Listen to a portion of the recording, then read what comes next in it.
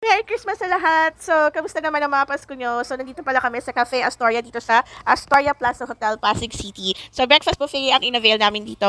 Pag nagagawin kasi kami near sa area, lalo na ngayon kasi naka-check-in kami sa Cubao. So, dito talaga ang puntahan namin kasi maraming sarado kapag morning ng December 25. And ito talaga sobrang sulit ang price nila. Meron mo yung 8 years old ko and 11 years old ko, half the price lang. Then yung 3 years old is free siya. So, talagang sobrang sulit na sulit siya. Ang dami talaga nilang food. Sobrang mabubusog ka. And marami din sila for the kids. So, ngayon kasi December 25. So, nandito rin si Santa Claus nila. So, meron silang Santa Claus na stuff. And namigay din siya ng lollipop for the kids. May scrambled egg sila. And pwede ka magpaluto ng omelette. And pwede ka mamili ng fillings. So, mamimili ka kung anong fillings, kung cheese lang, or gusto mo mga, may pagpipilian doon, tomato, bell pepper, ham, mushroom. So, yun. And talagang sobrang sulit siya. And pwede ka rin magpaluto ng sunny side up. Ayun. Tapos ito, nakakain din si baby ko ng Santa Claus na candy galing sa gingerbread nila. So, yan. Sobrang, talagang busog na busog nga naman talaga lahat kami. And talagang sobrang sulit na sulit talaga. Kaya isa sa mga puntahan talaga namin to pag breakfast buffet. Like December 25 ng morning, diba? Yung mga sarado pa yung iba.